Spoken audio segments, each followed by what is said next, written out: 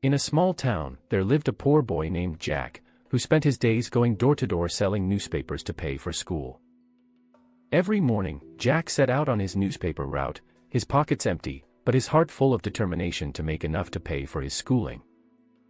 On a very hot day, as Jack was walking along his route to sell newspapers, he felt low and weak. The poor boy was starving.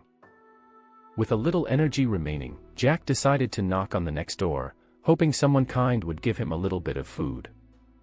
Knock after knock, Jack was met with rejection and turned away empty-handed. Disheartened, he approached one last door, his stomach growling in protest. To his surprise, a girl with a gentle smile answered his knock. "Could I trouble you for a glass of water, please?" Jack asked, his voice barely above a whisper. "Her." Gratefully, Jack accepted the milk and drank, feeling strength returning to his weary limbs. "How much do I owe you for this?" he asked, reaching for his sparse collection of coins. The girl shook her head, her smile unwavering. "No payment necessary, at my pleasure to help," she replied kindly. The years flew by and the girl grew into a compassionate woman named Emily. One day, illness struck Emily like a bolt from the blue.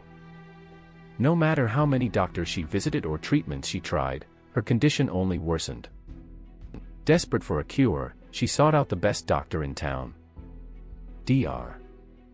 Thompson, renowned for his skill and compassion, took Emily under his care. Day and night, he worked tirelessly to treat her, refusing to give up hope even when others had. Months passed, and Emily's health gradually improved under Dr. Thompson's care. Finally, the day came when she was declared cured and ready to leave the hospital. Overwhelmed with gratitude, Emily feared she wouldn't be able to afford the hefty medical bill. But when the hospital handed her the bill, her eyes widened in disbelief. Printed at the bottom were the words, "Paid in full with a glass of milk." Tears welled up in Emily's eyes as she realized the depth of Dr. Thompson's kindness and remembered the simple act of generosity that had set her on this path so many years ago.